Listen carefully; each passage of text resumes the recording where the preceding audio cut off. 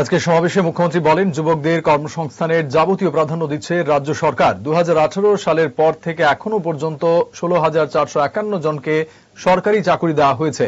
তাছাড়া আউটসোর্সে 5,771 জন, security guard, সরকারি এবং বেসরকারি মিলিয়ে 2,937 জন চাকরি পেয়েছে বর্তমান সরকারের আমলে। মুখ্যমন্ত্রী বলেন, এমএসএমইর মাধ্যমে প্রায় 2 লক্ষের অধিক এন্টারপ্রেনার তৈরি হয়েছে। তিনি বলেন, ত্রিপুরাতে বেকারত্বের হার বর্তমানে 1.7%, যেখানে জাতীয় গড় হচ্ছে 3.2%। যুবকদের কর্মসংস্থানে প্রাধান্য আমরা দিচ্ছি। সরকারি চাকরি কিছুদিন আগে আপনারা দেখেছেন, আমি এই ময়দান থেকে আমি বলেছিলাম, আমাদের মাননীয় যশস্বী গৃহমন্ত্রীজি ভার্চুয়ালি আমাদের সাথে যুক্ত ছিল। ত্রিপুরাতে 2018-তে এখন পর্যন্ত সরকারি চাকরি 16,451 জন পেয়েছে বন্ধুগণ। আউটসোর্সে 5,771 জন পেয়েছে। সিকিউরিটি গার্ড সরকারি এবং বেসরকারি মতে 2,937 জন পেয়েছে।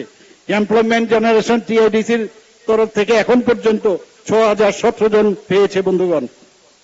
এমএসএমইর মাধ্যমে প্রায় 2 লক্ষের অধিক এন্টারপ্রেনার এখন তৈরি হয়েছে ত্রিপুরাতে। বেকারত্বের যদি কথা বলি, বেকারত্বের হার 1.7% ত্রিপুরাতে, অথচ জাতীয় গড় যেখানে 3.2% আছে।